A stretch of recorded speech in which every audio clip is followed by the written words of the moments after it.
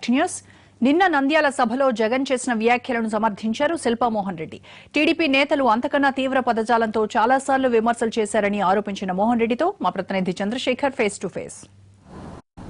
నంద్యాల ఉప ఎన్నికల్లో వైసీపీ అభ్యర్థిగా శిల్పా మోహన్ రెడ్డి నామినేషన్ దాఖలు చేశారు.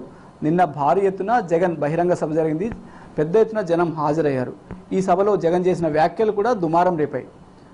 నంద్యాల ఉప ఎన్నిక ఏ విధంగా జరగబోతుంది, వైసీపీ అభ్యర్థి గెలుపు కోసం ఆ పార్టీ నేతలు ఏం చేయబోతున్నారు అనే విషయాలపై మాట్లాడడానికి మనతో అభ్యర్థి శిల్పా మోహన్ రెడ్డి ఉన్నారు. ఆయనతో మాట్లాడే ప్రయత్నం. చెప్పండి, నిన్న జగన్ బహిరంగ సభలో సీఎం పైన తీవ్ర స్థాయిలో విమర్శలు చేశారు. దీన్ని మీరేమంటారు?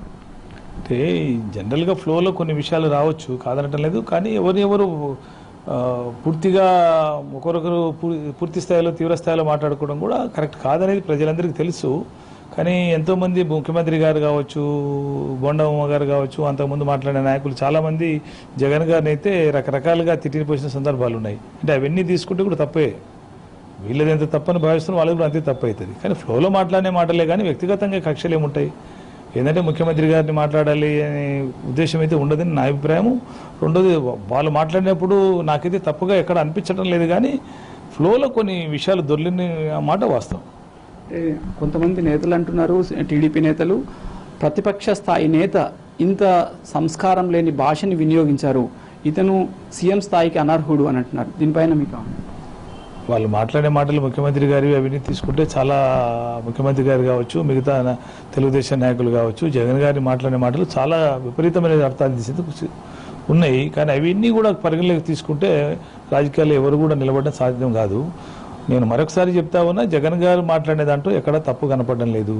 కావాలని మాట్లాడే సందర్భం కూడా ఎక్కడ కనపడడం లేదు. ఎక్కడైనా ఫ్లోలో దొర్లుంటే దొర్లిండొచ్చు. నియోజకవర్గంలో మీ పార్టీ పరిస్థితి ఎలా ఉంది? విజయ అవకాశాలు ఎట్లా ఉన్నాయి? వైఎస్ఆర్సీపీ పార్టీ చాలా బలంగా ఉంది నంద్యాలలో.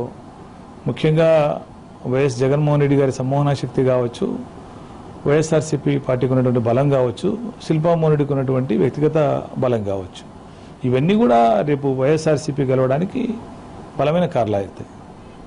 ఇక్కడ ఎన్నికల్లో ప్రధానంగా మీ పోటీ ఎవరితో అని భావిస్తున్నారు? భూమా కుటుంబంతోనా, చంద్రబాబుతోనా, లేకపోతే ఏంటి? అంటే యాక్చువల్గా అయితే మనము మాట్లాడితే ఈరోజు పెద్ద స్థాయిలో మాట్లాడినట్టు ఉంటుంది. కానీ అంత పెద్దవాని అయితే నేను కాదు. కానీ భూమా బ్రహ్మాందేవి మధ్యన మా మధ్యనే పోటీ జరగచ్చు. కానీ వెనక ఉండి నడిపిస్తున్నదంతా తెలుగుదేశం ప్రభుత్వం, ముఖ్యమంత్రి చంద్రబాబు నాయుడు గారే అనేది ప్రజలందరికీ తెలుసు. ఎంత ఒత్తిడి తీసుకొస్తున్నారు, ఎన్ని రకాల ప్రాబ్లమాలకు గురి చేస్తున్నారు, ఎన్ని రకాలుగా ప్రజలకు మాయమాటలు చెప్తున్నారు, తెలుగుదేశం ప్రభుత్వం నాయకులు ఏం చేస్తున్నారు, మంత్రులు ఏం చేస్తున్నారు, ఎమ్మెల్యేలు ఏం చేస్తున్నారు అనే విషయం ప్రజలందరికీ తెలుసు. దీని వెనక ముఖ్యమంత్రి గారు, తెలుగుదేశం ప్రభుత్వం ఉందనే విషయం ప్రజలందరికీ తెలిసిన విషయం. ఎన్నికల్లో పోటీ చేస్తున్నది వైసీపీ అభ్యర్థిగా శిల్పా మోహన్ రెడ్డి, టీడీపీ అభ్యర్థిగా భూమా బ్రహ్మానంద రెడ్డి అయితే ఈ పోటీ అసలు జగన్ చంద్రబాబు మధ్య ఉన్నట్టుగా ప్రచారం జరుగుతోంది. ఎందుకు ఇట్లా? అంటే ఇది నాకు తెలిసినంత వరకు జగన్మోహన్ రెడ్డి, చంద్రబాబు నాయుడు మధ్యన జరుగుతున్నటువంటి పోటీగానే తీసుకోవచ్చు. ఎందుకంటే వైఎస్ఆర్సీపీ ఆటోమేటిక్గా ప్రెస్టేజ్గా తీసుకుంటుంది. ఎందుకంటే ప్రతిపక్షాలు ఉండాలి కాబట్టి గెలవాలనేది ఎవరికైనా బలమైన కారణం ఉంటుంది. తెలుగుదేశంలో ప్రభుత్వం, ముఖ్యమంత్రి గారికి కూడా మేము గెలవాలి, ప్రభుత్వం నుండి ఓడిపోతే చాలా ఇబ్బందులు జరుగుతాయనే విషయం వాళ్ళకు కూడా తెలుసు. కాబట్టి వాళ్ళు కూడా ప్రతిష్టాత్మకంగా తీసుకోవడం వల్ల ఇద్దరి మధ్యన పోటీగా కనపడతా ఉంది. ఏదేమైనా ఈ పోటీ చాలా తీవ్రమైన పోటీ. ఎక్కడున్నా కానీ కూడా బలాబలాలు అంచనా వేసుకుంటే మరి వాళ్ళ బలం కానీ మా బలం కానీ, వాళ్ళకున్నటువంటి ఒకటే ఒక బలం ప్రభుత్వ అండ, ముఖ్యమంత్రి గారి అండ. మాకున్నటువంటి బలం ప్రజాబలం. నంద్యాల ఉప ఎన్నికల్లో పెద్ద ఎత్తున డబ్బులు ఫ్లో అవుతున్నాయి, కోట్ల రూపాయలు ఇక్కడికి రాబోతున్నాయి. ఒక్కొక్క ఇంటికి 15-20 వేల రూపాయలు ఓట్ల కొనుగోలు కోసం రాబోతున్నాయని పెద్ద ఎత్తున ప్రచారం జరుగుతుంది. బయట ప్రజల దృష్టి అంతా కూడా నంద్యాలపైనే ఉంది. అంటే అంత ఆ స్థాయిలో ఇక్కడ డబ్బులు ఫ్లో అయ్యే అవకాశం ఉందా? పంపిణీలు అలా జరిగే అవకాశం ఉందా? అంటే ఎలక్షన్స్, బై ఎలక్షన్స్ కాబట్టి ఆశ ప్రజలకు ఉండొచ్చు. ఉండడానికి కారణం ఏమంటే ముఖ్యమంత్రి గారు మొన్న ఇఫ్తార్ విందులో ఇచ్చినటువంటి కామెంట్సే 5,000 రూపాయలు ఇచ్చింది కానీ సిద్ధంగా ఉంటామని మాట మాట్లాడడంతో ప్రజలకు ఆశ ఎక్కువ కలిగింది. యాక్చువల్గా అయితే ప్రభుత్వం మాత్రం విపరీతమైనటువంటి ప్రలోభాలకు గురి చేస్తున్నది వాస్తవం. డబ్బు ఏరే చేసి నాయకులు కొంటున్నది వాస్తవం. ఎందుకంటే కోట్ల రూపాయలు వెచ్చించి నాయకులు కొంటున్నారనేది ప్రజలందరికీ తెలుసు. ఏ నాయకుడు వాళ్ళ దగ్గరికి పోయినా కానీ కూడా ఎంతతో కొనుగోలైంది, ఎన్ని కోట్ల రూపాయల డబ్బులు ఇచ్చారనేది కూడా ప్రజలకు తెలుసు. కానీ మా దగ్గర ఆ డబ్బులు లేవు కాబట్టి మా వరకు మేము ఏదో ప్రచారము ప్రజలను నమ్ముకొని ముందుకు పోతున్నాం. ఫైనల్గా చెప్పండి, నియోజకవర్గంలో మీ పరిస్థితి ఏంటి? గెలుపు అవకాశాలు ఉన్నాయా?